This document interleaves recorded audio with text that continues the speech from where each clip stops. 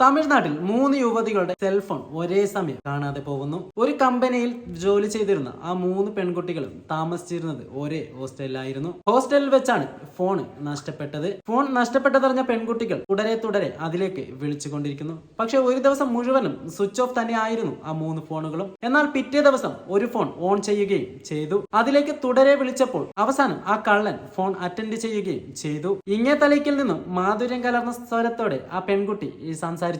നിങ്ങളുടെ കയ്യിലിരിക്കുന്ന ഫോൺ എന്റേതാണെന്നും എനിക്കത് തിരിച്ചു നൽകണമെന്നും ആ പെൺകുട്ടി അദ്ദേഹത്തോട് ആവശ്യപ്പെട്ടു. എന്നാൽ സുധാകരൻ എന്ന 39-കാരനായിരുന്നു അങ്ങേ തലയ്ക്കിൽ നിന്നും ഫോൺ അറ്റൻഡ് ചെയ്ത ആ കള്ളൻ.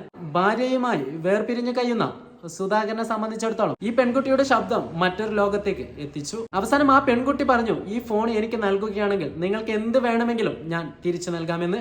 ഇത് കേട്ടതും സുധാകരൻ തന്റെ മോഹം ആ പെൺകുട്ടിയെ അറിയിച്ചു. അതായത് 1/2 മണിക്കൂർ സമയം എനിക്ക് നിന്നെ വേണമെന്ന്. പെൺകുട്ടി ഞെട്ടിപ്പോയെങ്കിലും ഫോണിലൂടെ അത് പ്രകടിപ്പിക്കാത്ത രീതിയിൽ ആ പെൺകുട്ടി തിരിച്ച് അവനോട് പറഞ്ഞത് ഇങ്ങനെ: கன்ஃபார்ம் நீங்கள் மொபைல் கொடுத்தீங்கன்னா நான் கன்ஃபார்ம் 1/2 மணி நேரம் இருப்பேங்கண்ணா.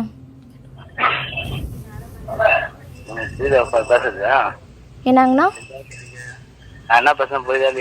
புரியுதுங்கண்ணா. நீங்க 1/2 மணி நேரம் என் கூட அழைச்சிட்டு போன்னு சொல்றேன், அழைச்சிட்டு கூட போக மாட்டியா? காசும் இல்லைன்னு சொல்றேன். நீ பக்கத்துல வந்துட்டு எனக்கு கால் பண்ணு, நான் பாலாஜாபாத் வரேன். இங்க இருந்து நீ என்ன அழைச்சிட்டு போ. நைட்டு 8 மணிக்குள்ள வீட்டுல விட்டுரு. சரியா? சரியா? அக்காவா? அக்காவா நானு? என்னடா? சரி. അവസാനം എല്ലാം സമ്മതിച്ച പെൺകുട്ടിയെ കാണാൻ സുധാകരൻ നേരിട്ടെത്തുകയും ചെയ്തു. എന്നാൽ പെൺകുട്ടി എല്ലാം കരുതിക്കൂട്ടിയായിരുന്നു അവിടെ എത്തിച്ചേർന്നത്. കാമുകിയോടുള്ള അഗാധമായ സ്നേഹത്തിൽ താൻ ഇവരുടെ മൊബൈൽ കട്ട കാര്യം പോലും ഈ കള്ളൻ മറന്നുപോയി. പിന്നീട് സംഭവിച്ചത് ചരിത്രമായിരുന്നു.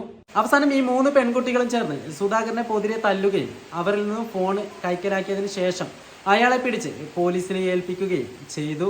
സുധാകരനെ സംബന്ധിച്ചിടത്തോളം കക്കാൻ മാത്രമേ അദ്ദേഹത്തെ കൊണ്ട് അറിയുമായിരുന്നുള്ളൂ. നിൽക്കാൻ അദ്ദേഹം പഠിച്ചിട്ടില്ല.